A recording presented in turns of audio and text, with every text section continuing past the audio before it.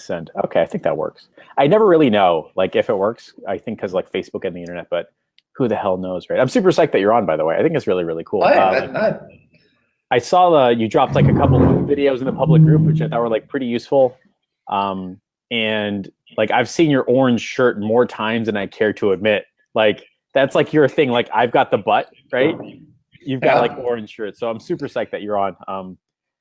And the little team chat here on our end, the chat is in orange for Be Live. So perfect. That's how it's supposed to be, right? It's meant to be. Let me just check the public group and make sure that we're live and all that fun stuff.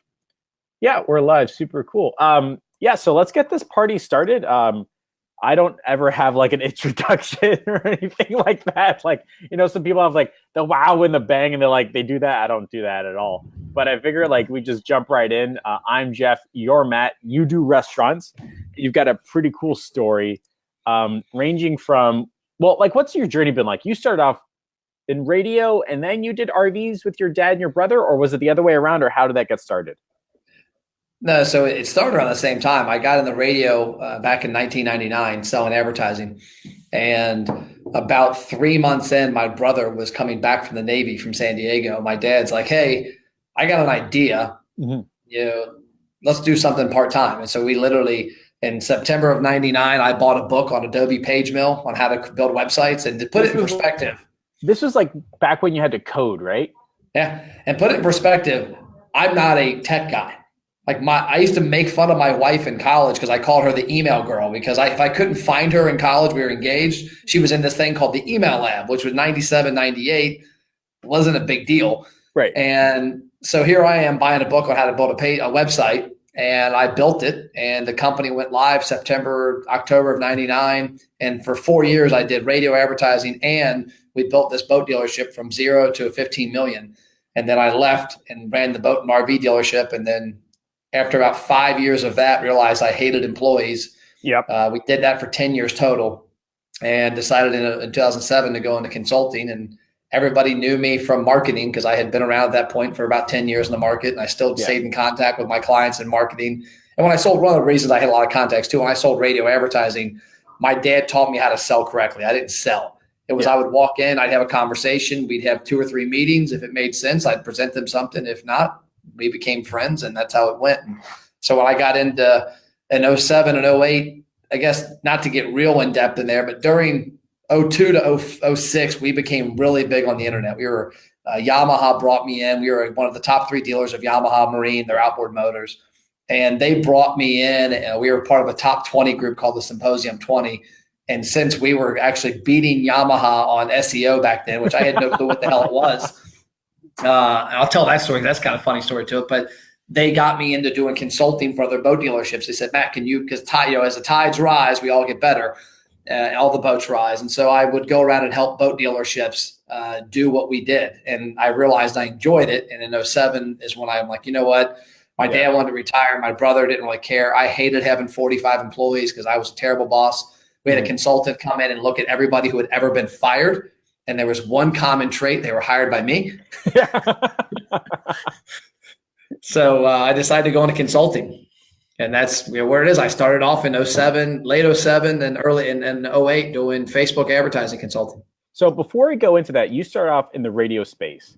What was that like? Were you like selling ads? Were you trying to figure out why they should buy ads? Were you like a salesperson? Like what was like your official title at the radio station, I guess, right? Official title was account executive, and then they would change it like every 6 months to something that looked trendy, like marketing specialist.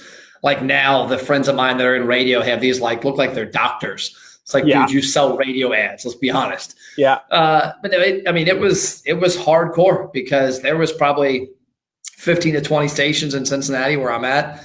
And you had also 15 or 20, about 10 TV stations, and then 15 or 20 other mass media type companies. And you were just all fighting for the same car dealers and restaurants. And I made my niche a little differently in that I looked at it. I followed a guy named Tom Hopkins, who I think is probably dead by now, but he was a sales trainer back in the 80s and 90s and early in 2000s on how to sell real estate. Well, his whole thing was understanding your path, understand your journey of, okay, if you want to make $100,000, don't go sell 100 clients that you make $1,000 off of, sell 20, you make $5,000 off of, and 10 this or whatever. Yeah. And so I realized there was a big niche that nobody was calling on the small mom and pops. Everybody was fighting over all the car dealers and the guy that had 10 restaurants and the guy that had 10 TV repair shops, whatever.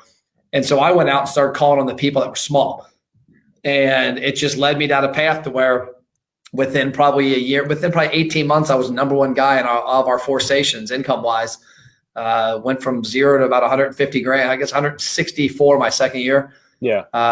And it was just cold calling, knocking on doors. And then after about a year of that, I got to a point where I had such a Rolodex. I had bugged this shit out of everybody in the city that was little, that by year 2, it was autopilot, that my phone rang every day. And I'll tell you what's funny. You know what my biggest form of marketing back then was? I had automated fax set up on automated fax. All right. Yeah, we would have these big sales blitzes. The radio stations, what they'd call them one-day sales, where we'd say, okay, first quarter, like right now is traditionally the worst time of year for radio advertising sales. And so, because people haven't finished their budgets yet, they haven't placed media. The winter, Cincinnati, it's winter, it's cold, nobody buys anything. And so in November, we'd have these one-day sales, and all my colleagues would spend 2 weeks hammering the streets and working on these one-day sales and prepping people for that one day, the week of Thanksgiving, that we would lower our rates and sell this big package. Well, I figured out how to use ACT from day one. And so ACT, I don't think it's still around, but back then it was like kind of like Salesforce today, like an automation tool and a CRM. And I figured out you could do automated faxes. And so literally when this stuff would come out, I had it to where I could fax 800 people right away, and all personalized, all mail merge. Letters would go out as well. And I would destroy all these sales because that, like 8 a.m., we'd launch them. And by 9 o'clock, I'd be done with 100 grand on the books, and people would be struggling by 4 to get 10 grand. So your philosophy, and I guess this really like guided your journey, was saying like, yeah, you could fight to tooth and nail over one guy that has 10 locations, but everybody's fighting over that one guy who's 10 locations. What if I just got 10 guys with 1 location each? Isn't that the same thing? And so you ended up picking your battle and realizing that if you're just fighting where people weren't, you just win 9 times out of 10. Is that like how that like works like in the radio space? No, and nobody calls on them. I mean, it's imagine this is I'll do it. I always do it the other way. I always do it with women. Let's just say you're the ugly dude. Yeah. And no girl will ever pick calls on you to go on a date. Yeah. Well, all of a sudden the girl that calls her, like, hell yeah, I'm free. Yeah, let's do something. Yeah. And so in this case, what was happening was I noticed, like, our radio station back then, the average spend was about 3 to 4 grand a month. And this is 20 years ago. It's probably still 6 to 10 grand a month now, but 3 to 4 grand a month. Well, a lot of, like, there's one place that always comes to mind because I know the guy still. It's called Ferrari's Little Italy. It's a 1-location Italian restaurant in Madeira, which is a suburb of Cincinnati. They don't have 4 grand a month to spend. Right. But I went to them and they had badass food. And I said, you know what? I've got clients I like to entertain. What if you guys spent $400 a month cash and gave me $400 a month in gift cards? That way I can entertain my clients. And what we'll do with that $400, instead of watering you down, people eat Friday and Saturday nights, right? Yeah. Okay. Well, let's run your commercials on Friday and Saturday nights, 6 to 7 p.m. That's all we're going to do. Because you can't afford to be on Monday through Friday in the daytimes. But those times you can. Well, they were cool with that because $400 a month to them wasn't a ton of money, but it was enough money that they were invested in. But also by having the trade, now all of a sudden they had $800 in commercials. So every Friday and Saturday night they were on 10 times. Yeah. And it worked. They heard it constantly. People were like, I'm on my way home. I heard Ferraris. I called the wife. We came down. Yeah. And then at the same time, I'm the only guy ever called on these people. And so literally, Tom Gill Chevrolet in Florence might get 20 cold calls a week, might get 20 stop buys a week. Ferraris gets 1, me. Yep. And I went out and found those relationships, and I became the king of what we called direct selling back then. Because back then they had 2 things: agencies and direct sales. Yeah. Well, the agencies, the Chevrolet dealer had an agency out of Atlanta, typically, or New York or Chicago, and you would get paid 8 to 10% commission on that. Well, the direct company, the Ferrari's Little Italy, I got 22% commission on. Yeah. So I also did the math and said, okay, if I give Ferrari's at 400 or I get Tom Gill at 2,500, the commission's about the same. Yep. And so I went out and got 40 of those little dudes, and I dominated it. Plus I became the trade king because I had literally, you see the mafia, how they pull out the stacks of money, the drug dealers. I had that in trade at every restaurant in town.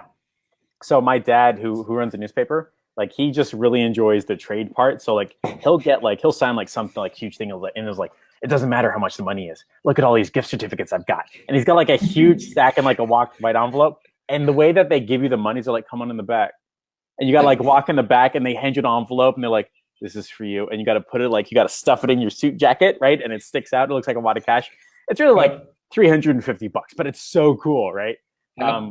And so that kind of like, so that guided your journey in the radio space. That helped you understand, like, you don't have to fight the big dogs. You can just make the same amount of money by winning where people aren't. But while this was happening, you're doing the RV thing with your dad and your brother, I think. And it was, again, the same kind of like being ahead of the curve and all that.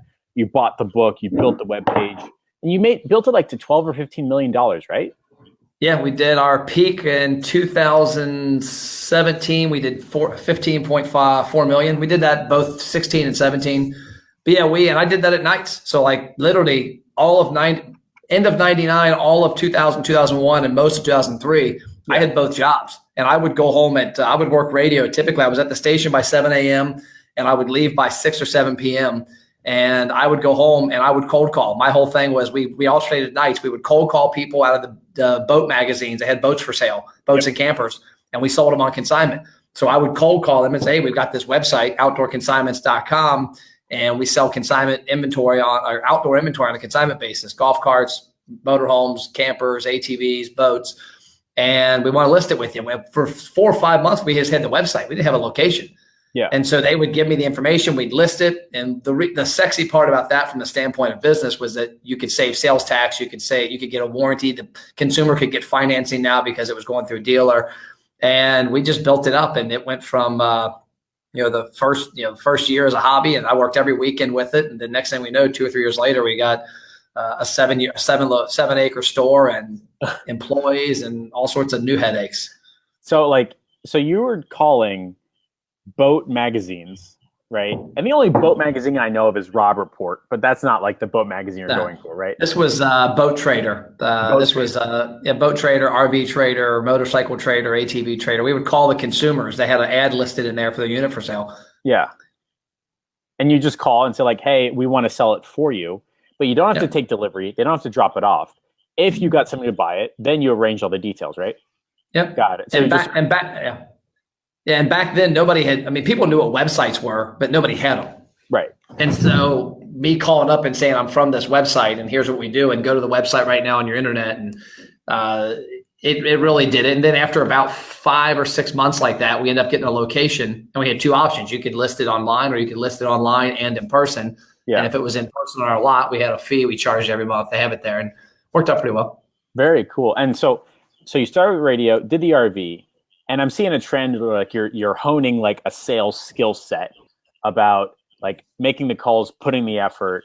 When did you transition into restaurant Facebook ads agency? Like, how did that happen? Was it like I'm hearing like the 1999s and like 2008, is that part of that trend, or is there something? No, that didn't happen until 2015. And quick story on how I figured out the internet, because this has got a kind of funny story to it. Yeah. Back in 2002, I want to say is about the year it happened.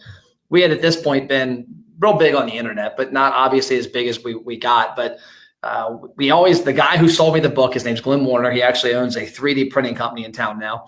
But it was kind of funny because every month he'd come in and we'd have a new virus, and it'd like $2,000 every month for him to fix our computers. I'm like, dude, Glenn, I love you. You're my buddy. I think you're planting these viruses. And he's like, no, I'm not planting viruses. I'm like, well, prove it to me. He's like, okay, we're going to put the system in. But at that point, we had about 30 or 40 employees.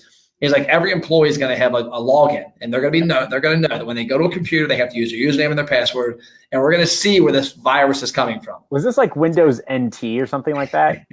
Yeah, it was this. And so he did it. And about a month later, this smoking hot 21-year-old blonde that worked at our cash register was apparently downloading lesbian porn. Yep. And whole other story, because now I actually caught 2 guys breaking into the employee lockers to get her information to call her on a date.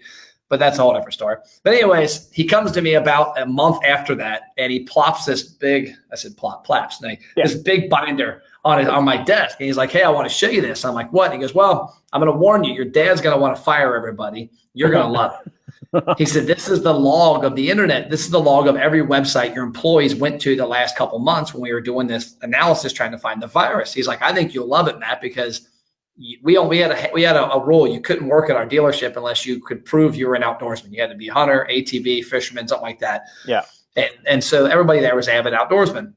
And he said, so we need to, in order for them to work here, they had to have that. He said, well, I categorized all of these websites that they went to. And you'll look at it and you'll notice they're all chat rooms, which what today is now groups like you've got on Facebook. Yeah, like an AOL chat room or something. Yeah, they were all chat rooms like Bass Boat Central, Fishing.com, Airstream Forums, Arctic Cat ATV, Hunting.com. And so I started looking at these chat rooms. And the funny thing was, now keep in mind, this is, I guess, about 15 years ago, probably that ballpark.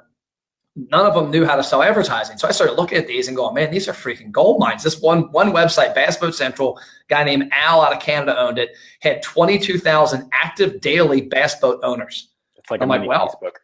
We're a bass boat dealership. We just need to sell about 200 a year. And there's 22,000 of these dudes on here. We could probably do well. So I reached out and I bought advertising packages from all of them. Like Al's was $600 a year. We're the exclusive Triton bass boat dealership. And the only rules were our guys had to comment every day, every couple hours, education. When somebody asked something about their Yamaha motor, one of our guys had to get in there and go, hey, yeah, your motor should be running this RPM, not this. Couldn't sell, had to have our website link, had to have our real name, like Sean, who's one of our salesmen then. He was like Fat Sean 76. He had to be Sean Weeda and had to have our logo. I'm like, okay, cool. So I bought like 10 sponsorships, and I called the salesman at one time, like, man, I got a big problem. They're like, what? I'm like, well, they had already forgotten that I knew all this stuff. I'm like, well, we bought this sponsorship with a site called Fishing.com. Like, oh shit, I'm on it every day. I'm like, you are? I didn't know that. Yeah. Well, here's what I need. Well, so I did that. So I ended up tricking about 15, 20 of our employees to every hour on the hour, go on these websites, these chat rooms, and answer questions about motor performance and boat performance and props and trolling motors and fishing, all that crap. Well, about a year into that, we always broke the rules with Yamaha. We were a big Yamaha dealer, and every one of our manufacturers, we skirted the rules. Yeah. We would sell kind of outside of our territory, but there weren't real, like, you couldn't do it. You just weren't supposed to. But I'm like, you know what? If I could sell 50 more motors and make another $100,000, I don't care if the guy's in Idaho, we're doing it. Yeah. And so we always broke the rules a little, skirted them, I guess you could say. But we were a big enough dealer that they didn't care. And so one day we're in Nashville. I'll never forget it. We're in Nashville, Tennessee. A guy named Ben Jarrett is the head of marketing for Yamaha Motor at the time. Comes up, he's like, Matt, I got to show you something. And this is back, I want to say around 2003. And he takes me over to this kiosk and he goes to this website, no shit, called google.com. I had no clue what it was. Yeah. Types in google.com, goes in there, types in Yamaha 4-stroke motors. And Matt Platt, Platt Pro Outdoors comes number 1, Yamaha like number 2. And I'm like, I didn't do it. He's like, yeah, you did. I'm like, no, I didn't. He's like, dude, you did. I'm like, okay. He goes, you're not in trouble. I'm like, okay, I probably did it. He's like, how did you do it? I'm like, I don't know. What the hell's Google? Yeah. And he's like, it's a search engine site. We don't really know it yet. He's like, I need you to figure out how you're so prevalent because, Matt, we've done searches. Everything that we type in bass boat wise, you come up. Yeah. And so I went back and asked Glenn, and Glenn explained SEO to me. I had no clue. And he explained SEO. He's like, Matt, Yamaha's got a website with like 10 pages. That's it. Yeah. Your company, Platt Pro Outdoors, has 20 employees on 20 chat rooms 100 times a day chatting about all this fishing crap that is all relevant, and you have all these inbound links. You're the master. Yeah. And so that's how I got into consulting. Yamaha at that point said, hey, will you show other dealers how to do this and show us? And I little by little started doing more of that. And then by 07, 08, my clients from radio were calling me saying, hey, can you come consult for us on this? And I would go in, and it was kind of, to me, it was like, I called it the mobile marketing director package. I'd go in and there'd be a client of mine that had, a car dealership, and he's spending $30,000 a month on radio ads across 6 stations.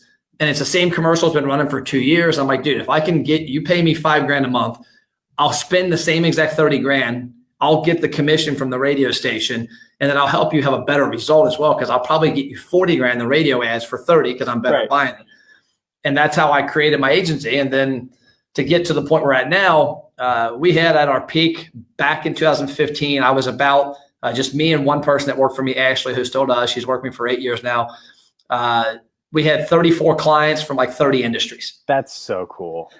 And I had 9 restaurants. One client had 9 restaurants. I guess 3 clients had 9 restaurants. They were kind of connected to some extent, but not the same companies.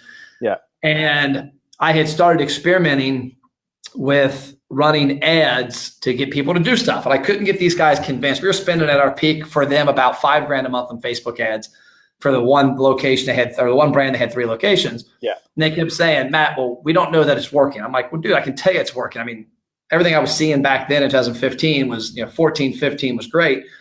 And they wouldn't let me do anything besides just run ads. And finally, they gave me the authorization on National Pretzel Day in April of 2015. National Pretzel Day. That is a very, very near and dear holiday to my heart now. Yeah. And so they gave me the authorization to do a half price pretzel deal. They had this amazing pretzels they sell for $10. Pretzels and beer cheese. It's amazing. It's unbelievable. And they're like, hey, that's our number one selling item. We're going to do on this. It's on a Sunday. We have no sales on Sundays.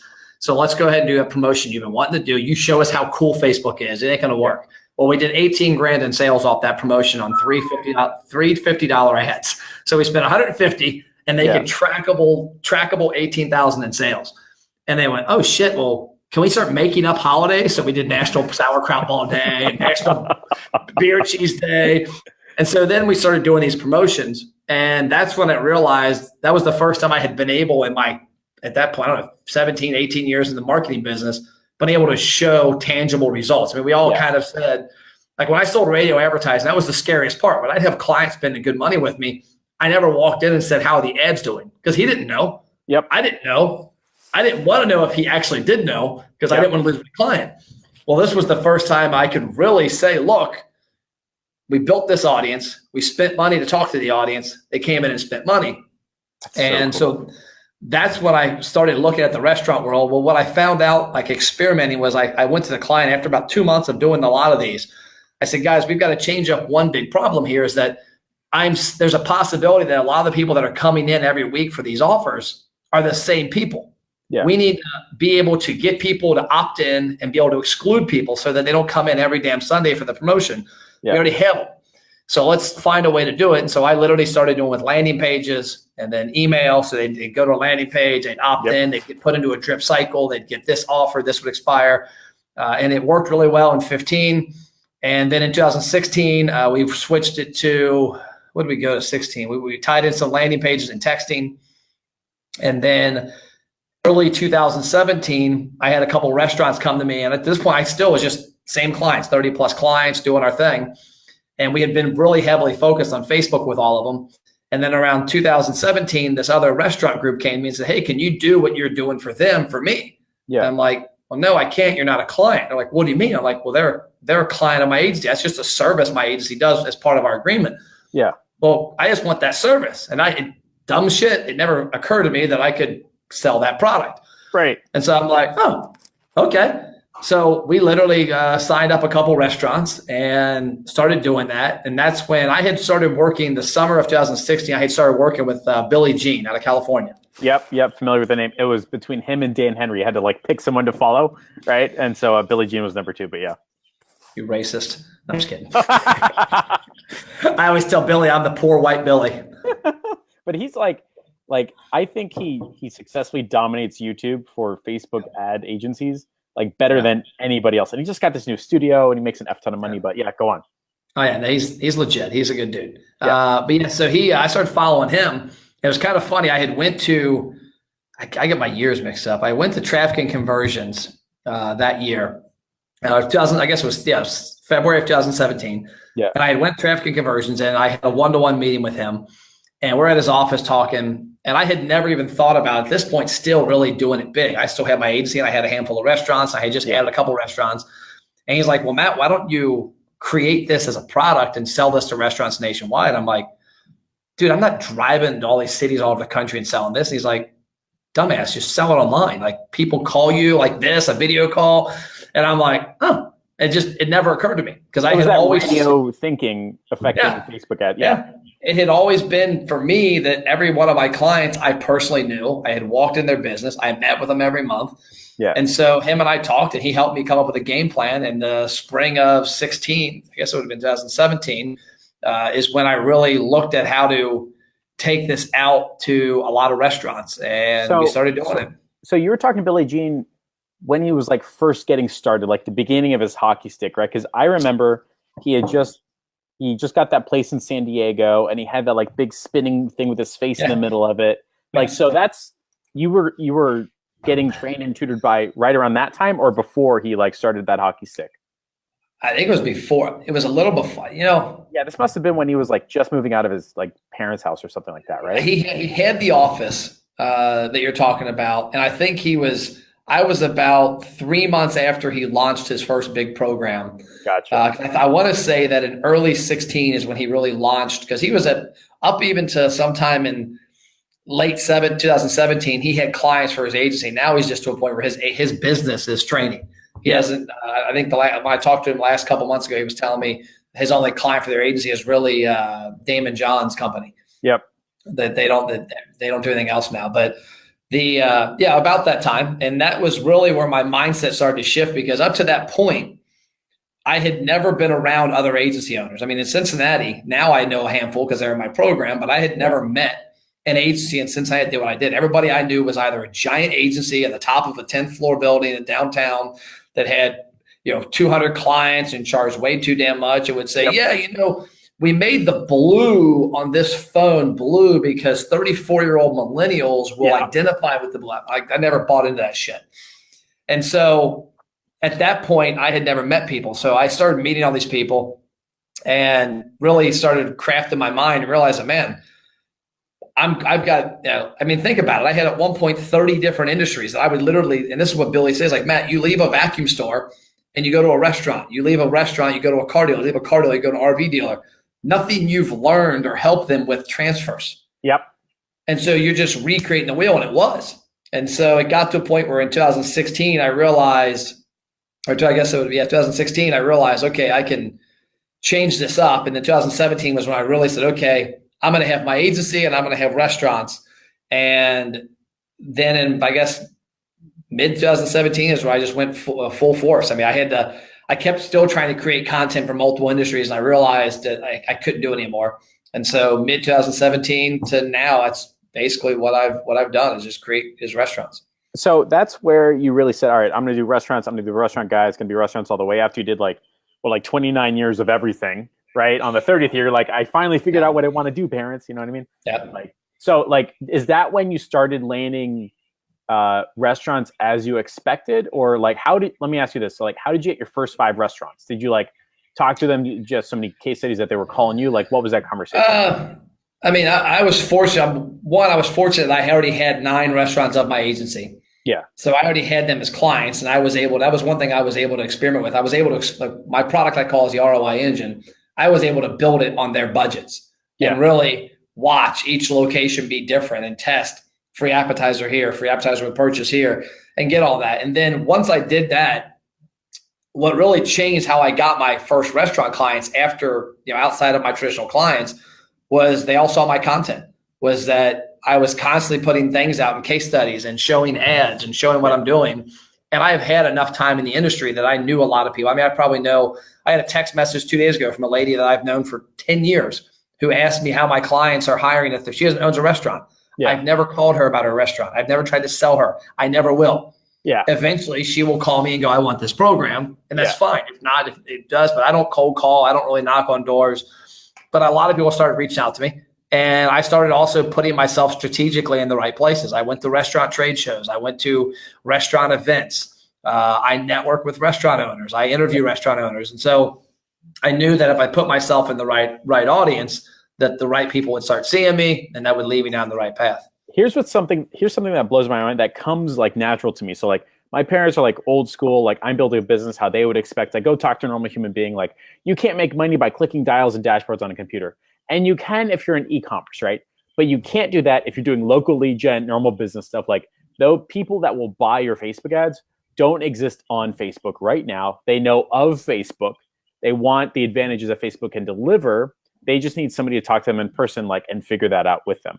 And once I took that, like, just that idea, I started meeting, greeting normal human beings. I had people signing up for like 1,000 a month, 2,000 a month, 3,000 a month, sometimes 4,000 a month, because I was like the only person not cold emailing them, not cold calling them, not like, hey, I'm a random person on the internet, give me money. It was like, no, I'm going to stop by, say hi. We're going to have a conversation, figure out the results, like normal business stuff, right? Yep. Which apparently like has left this generation, right? Like, they just don't, I don't know. That's how my parents like taught me, right? You brought something up that I always crack up to is I don't even mind the cold calling aspect if people are doing it correctly. I mean, cold email. I don't know if you notice, I also own a gym, and we have a 11,000 square foot gym, and I've gotten every cold email you can ever imagine from every Facebook marketer, even people that I know.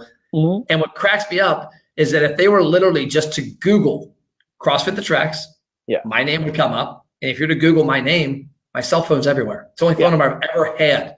Yeah. And so all they have to do is call me and go, hey, Matt, I see you own The Tracks. I got an agency. I'm working with CrossFit gyms. I'm not really looking to sell you. I want to get your feedback. What works, what doesn't work. If you were me, how would you approach people? Nobody has ever called me. Like nobody's even actually ever called me to say, hey, I do Facebook ads for CrossFit gyms. I get the same lame ass, lazy cold email that they got from somebody's cold email course. And I get like 10 of them a week. And I got 2 today. And it cracks me up because I look at them. I'm like, if this dude would just call me, I would answer the phone. And I'm on I have access to all my clients' emails. They just take it and figure it out. I was like, okay, fine. And I swear every time there's a conference, and whether it was like AdCon or traffic and conversions, ClickFunnels is coming up, there's always this like huge burst of like cold emailing. It's the same cold emails every time. And I open up and go, delete, spam, the same ones. And like, apparently like everyone's pissed because D7 Lead Finder doesn't work anymore. I'm like, it does. You just keep sending cold emails.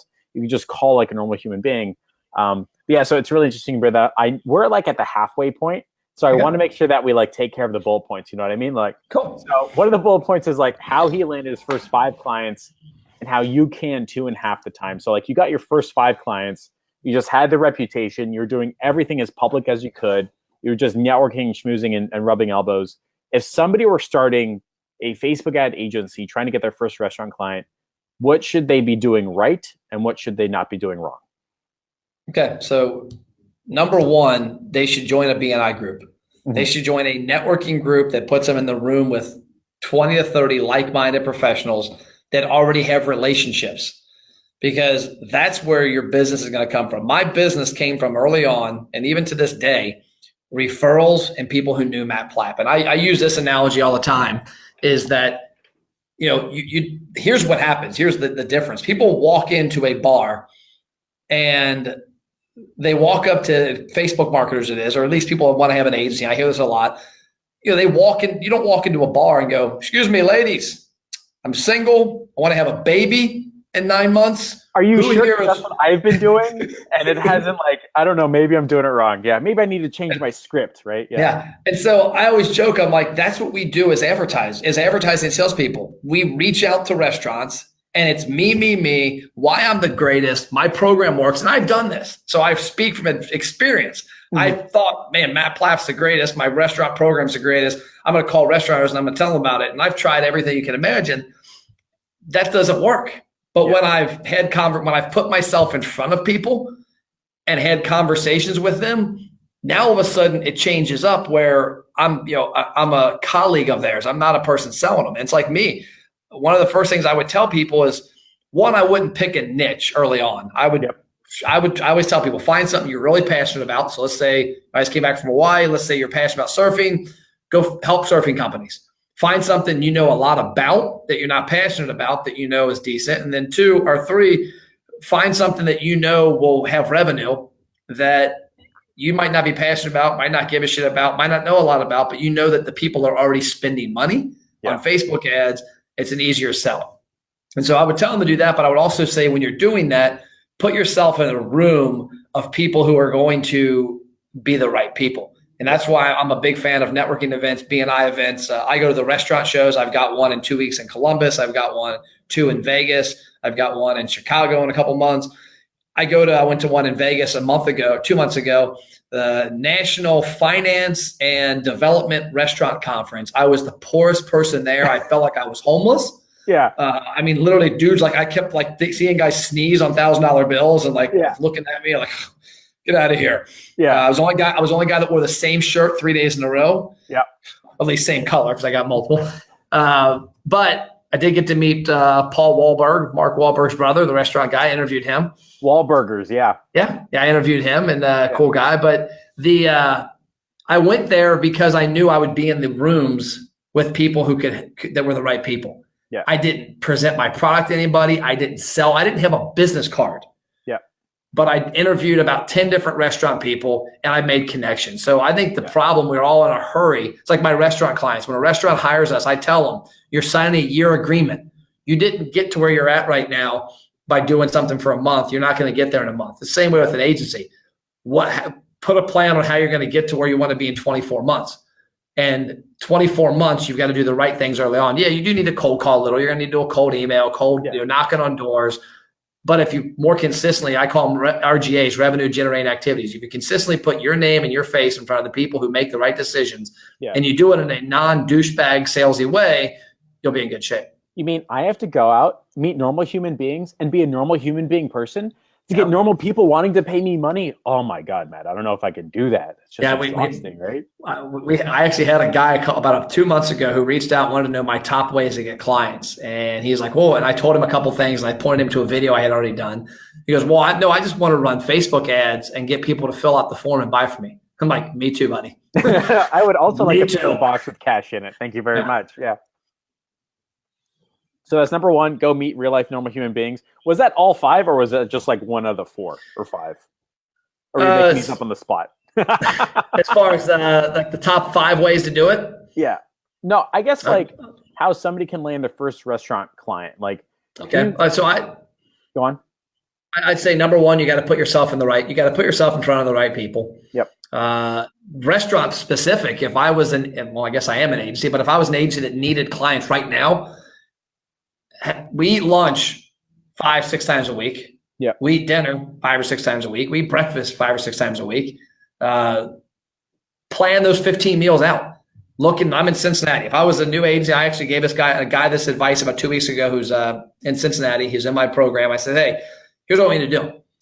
I want you to figure out the top 50 restaurants within 30 minutes here that look ideal to you, that are already on, that are spending money on Google, have good websites. Yep. Come up with a profile. I want you then to figure out how you're going to eat at each one of them the next month. And you're going to do it every month. And when you go and eat there, you're going to call and go, "Hey, is the owner here by any chance?" And you can find their name pretty easy. There's this website called Google. And you're going to, when they come out, you're going to introduce yourself, but you're not going to sell them. "Hey, I'm Matt Platt. Love your restaurant. Love what you're doing here." Don't even tell them what the hell you do. Right. Just they need to know your name. And then when the conversation is coming to an end, "Hey, by the way, are you on LinkedIn?" "Yeah, cool. I'll hit you up." "Okay, great." Boom. You hit them up on LinkedIn. You're connected with them. Yep. They're going to look at your profile. You go in and eat lunch again in a month. "Hey, what's up, Matt? Hey, how are you? Good, man. What's going on? Hey, I love the new wings." Boom, boom, boom. They're in their mind waiting for you to sell them something. Yeah. Because they've looked at your profile. They know what you do. They're waiting for you to sell them something. Guess what you're not going to do? You're not going to. Yep. You're going to have a conversation with them. You're just going to shake their hands, tell them how great their food is, boom, boom, boom. You're going to continue that relationship to where it gets to a point where you have an opportunity to, "Hey, I want to bounce an idea off you." And that's when you might show them some information about what you're doing, and you're looking for help on selling other restaurant owners and getting their feedback because I trust you as a friend. That's where you can start having those conversations, because worst case scenario, they're going to give you amazing advice that'll help you get in front of other restaurant owners correctly. Yep. Best case scenario, they go, "Dude, screw me helping you with this. I want somebody to do this for me." That's how I got my first ever client for my agency back in 2008.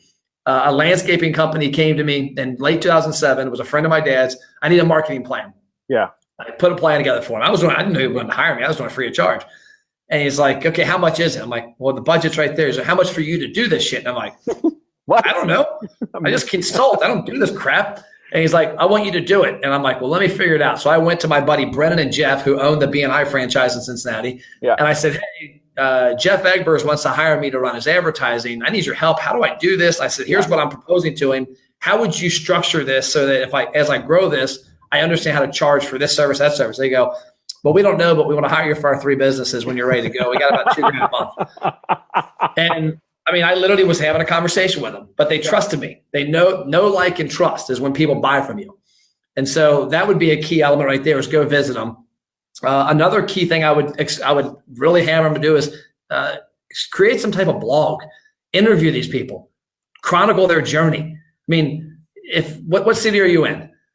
I'm in Miami, Florida. Miami's toprestaurants.com. Go buy it. create a blog and go to restaurants and chronicle your eating. Don't do anything bad. Always be positive, because that's all you want to have is positive vibes. And then go on there and reach out. Hey, I want to interview you for my website. I interview restaurateurs. I'm a big restaurant guy. I love it. I help restaurants with marketing. Be upfront. But I just want to interview you and talk about your wings you got. They're amazing. I did one a couple months ago on shakes, and interviewed a guy on these shakes they have for their company. And now we're meeting. They're becoming a case study client next week, and they have 8 locations, which are no doubt, once this case study is done, because I'm featuring them in my next book, they'll be a client in 2 or 3 months. But I've never asked them. Right. It started with, dude, I saw these new shakes you have. I want to come interview you about these shakes and how restaurants can, I have a consumer side of it, then I have the B2B side. I chop the interview in a couple ways. Absolutely easy, no guilt, top-notch, fantastic way of getting people to say, yes, I want to have a conversation with you, by simply saying, hey, I've got top50restaurantsmiami.com. Let's do an interview about your food. That's an easy way to start a relationship, get them Googling you and looking at you. And it's honest. You do it, and you happen to do Facebook ads for restaurants, but you're not talking about Facebook ads for restaurants. Yep. You're talking about their thing, which is super darn cool. And think about this. The hardest part of getting through, the hardest person to get a hold of at most businesses in an advertising manner is the decision maker, the owner. They have gatekeepers. Correct. Guess who never gets interviewed for a video? The gatekeeper. Right. The owner, I've probably done, if I had to guess, 200 interviews in the past couple of years of restaurateurs. I've maybe had 2 GMs and 1 catering manager. They're all the owners, because they all get egos. Yep. And they also don't want anybody else representing their brand. They don't want, their assistant manager with a face tattoo and a big earring in his ear doing the interview. That's not how it is. So that's also another way you get in front of the right people. And then the key element of all that, though, that I would say I guess if this is the 4th item, is don't sell. Have conversations, create relationships, because here's what happens. When you're in front of somebody and you're not selling, their mind is tricked. And they're like, oh, crap, what's going on? And I'll tie this into an example. We had a company we worked with for 6 years, a golf company in Cincinnati. They had 3 retail stores. And the second year we were working with them, their biggest problem was their Christmas sales were terrible. Yeah. They said the reason their Christmas sales were terrible, and this comes down to understanding your client and digging deeper than just running a Facebook ad, their Christmas sales were terrible because the Christmas shopping in the golf business is done by women buying stuff for their husband. They don't know what to buy their husband, so they bought gift cards. And when they buy a $50 gift card instead of buying a $300 paying driver, sales are different. So I said, well, here's what we got to do, guys. We need to get guys in this store during Christmas for a non-sales environment to get them warmed up so they could tell their wife specifically what they want.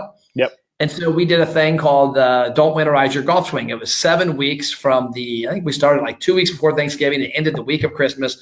And the only goal was to do a free golf seminar with a different golf professional from a local golf course to bring men in. And we had our highest one. We had 150 dudes packed in for a golf seminar in December.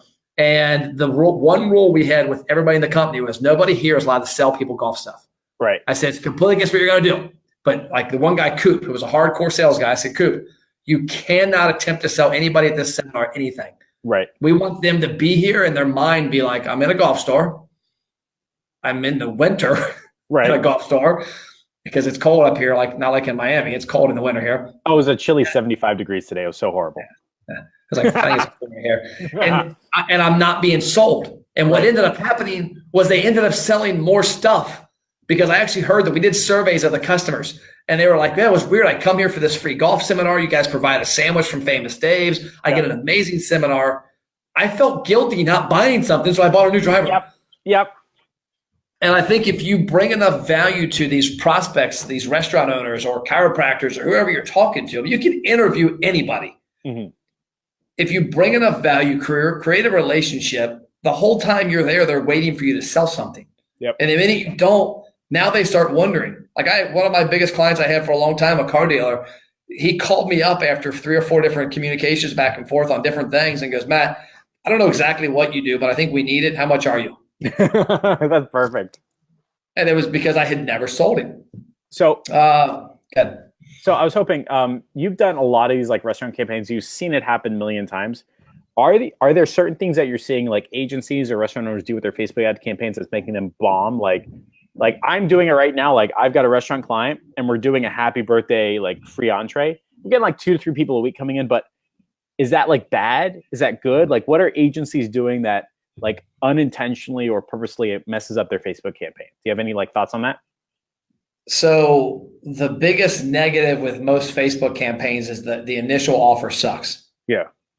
Is that I think I did it this way. There was a business locally that I like a lot, and they sent me in an email a free dessert with a $50 purchase.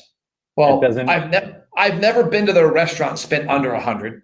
Mm-hmm. You literally, if you go with two people, cannot spend under 50. Yeah.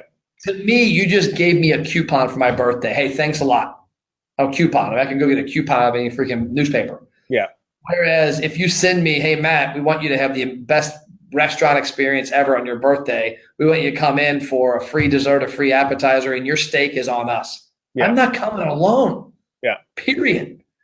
And so I think that's the biggest mistake I see is that advertising agencies don't have the expertise or don't have the data to back up their claims to tell their restaurant client, you can't give me a shitty offer. Yeah. If we're going to get somebody, I just left the restaurant today where we've had 4,100, I think 4,132 people, I think was the number, have opted in, and 1,400 have walked in the restaurant, 30%. It's pretty good.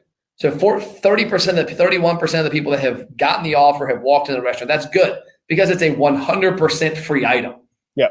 If it was a free appetizer with purchase of 2 entrees, from my research, we would have 30% less traffic and they spend less. Yeah.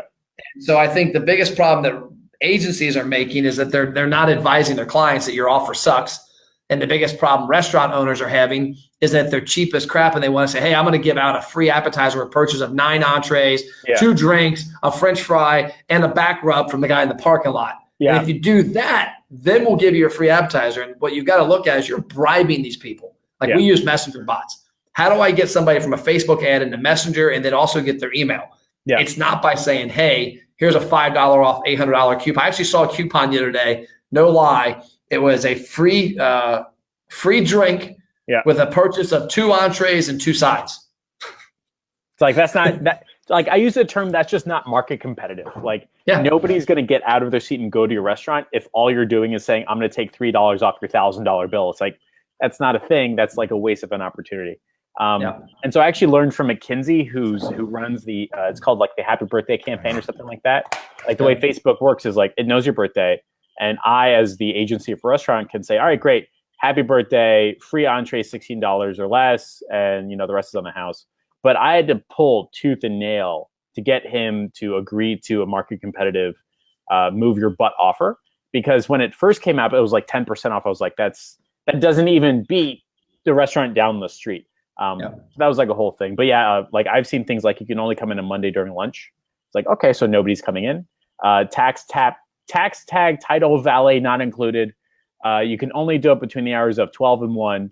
And you can only sit in a service. I'm like, come on, man, like stop handicapping your own success. Yeah. I tell my clients, like that's one of the big things we talk about when we start off is the relationship's got to start off that, like I had a client told us about a month ago. He wanted to change up a bunch of stuff. I said, let me ask you a question. Are you hiring me based off of the success in the case studies that I've already shown you? Yes. Then listen to my advice, not yours. Yep.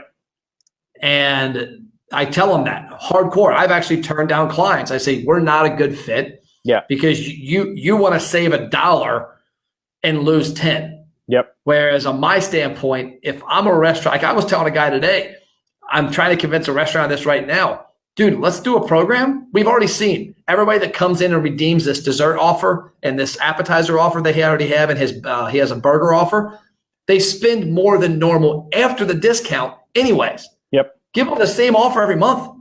Yep. Hey, because you're a valid person, if you want to pay $10 a month and give us your email and your name, we're going to give you a free appetizer, free dessert, and a buy one, get one free burger every month at our restaurant. And they'll come in the restaurant.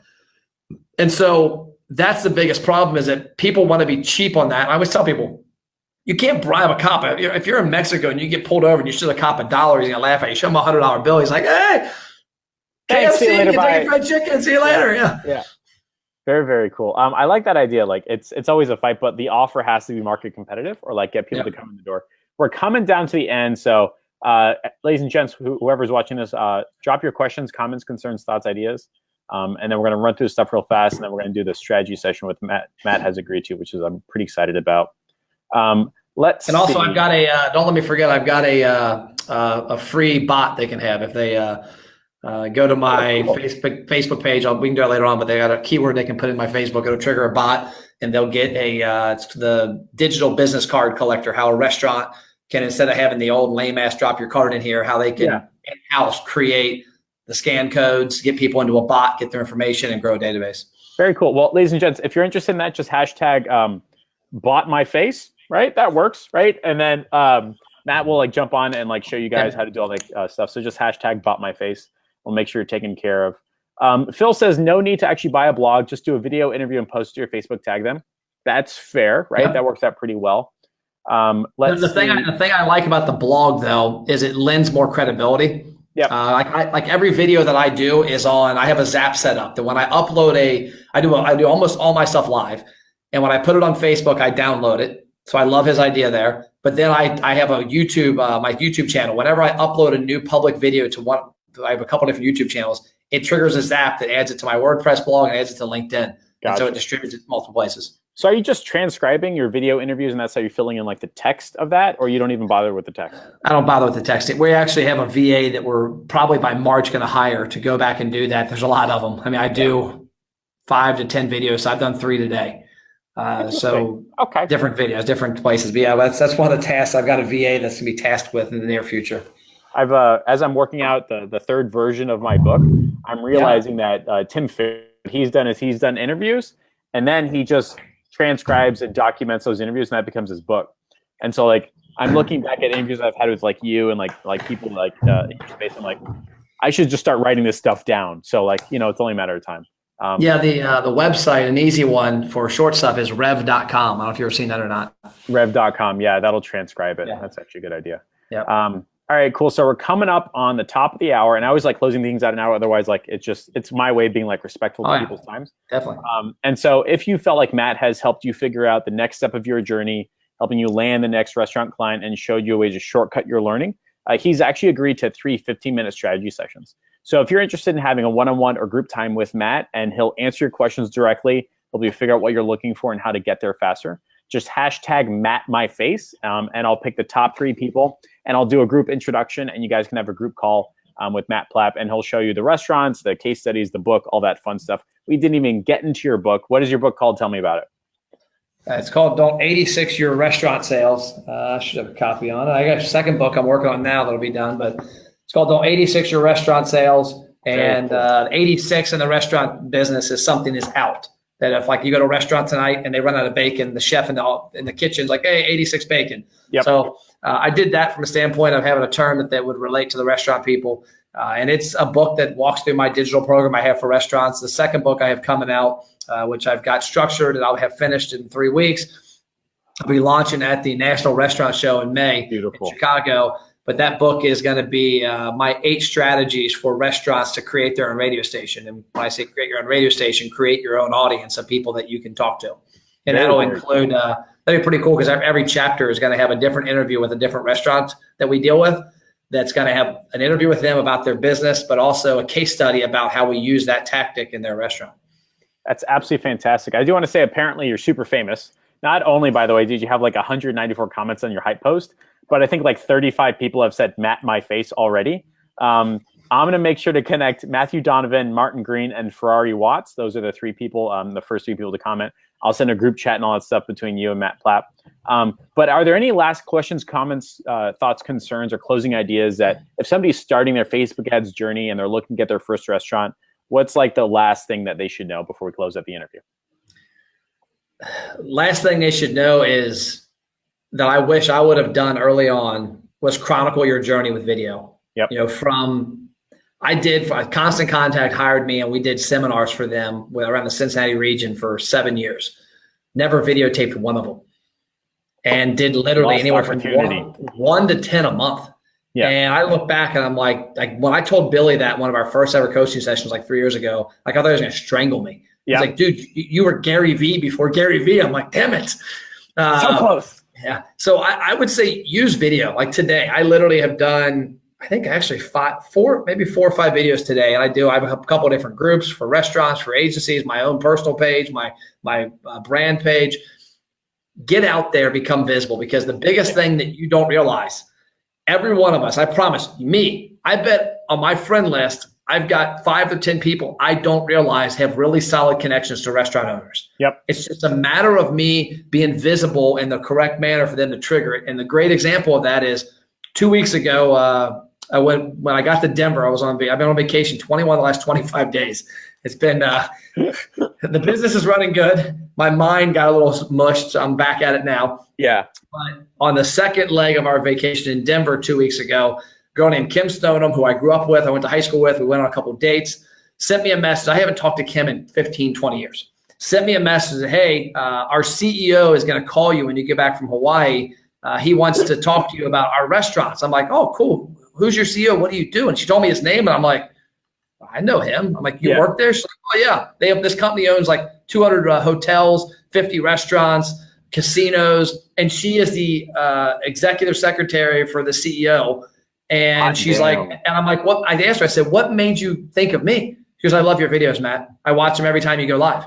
Yeah. And so my videos, when I say create content and video, don't sell, inform. Yep. I've done a video on everything that I do for my clients that you could literally probably go through all of my videos and piece together your own agency without even having to hire anybody or even hire me, because it's out there. I've already given the advice out, but do that and do it in a sincere, non-sales way. I had a guy the other day tell me he went through like the first 50 videos in my one group. He's like, Matt, one of the reasons I decided to get involved with you, I never saw you sell. Yep. And I think that's the biggest problem that we have. So create video for your agency, have conversations with your audience, and don't sell, because everybody's selling. Be a little different. Very cool. With that, I'm bringing it to an end. Matt, don't hang up. I'm just going to close out the broadcast. I appreciate it. Great job. Everyone, kick ass, take some names. Matt, again, don't hang up. Thanks again, everybody, and I'll see you next week.